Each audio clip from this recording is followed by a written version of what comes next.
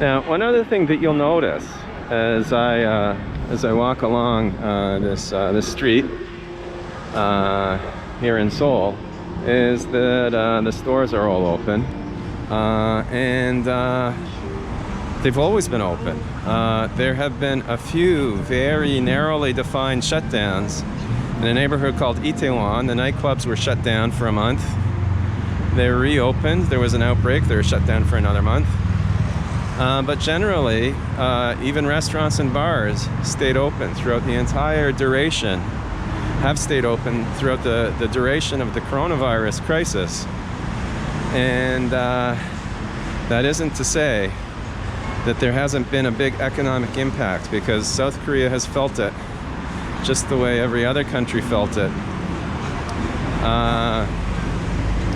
But despite the fact that there was not a complete shutdown, a complete lockdown at any point of most businesses, the infection rate in South Korea has stayed very low, and the death rate is absolutely extraordinary. It's just a little over 300 deaths from coronavirus, with a population of over 50 million people.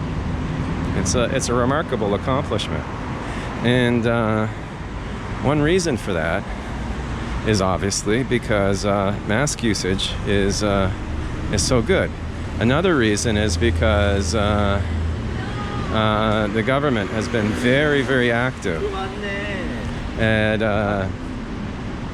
tracking down and tracing infected people, and to the point where a lot of Westerners might find their behavior intrusive.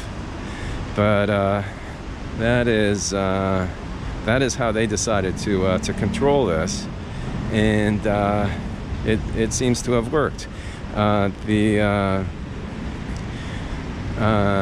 big question now is whether that vaccine that Russia just announced will be effective. If that is the case, over the next, if it turns out that the Russians really have had a breakthrough, what you're going to see is kind of a cautious jubilation here in South Korea as companies here rush to get a vaccine onto the market, and a sort of a cautious switch back to a new normal. So it'll be interesting to see what happens over the next 2 months with that.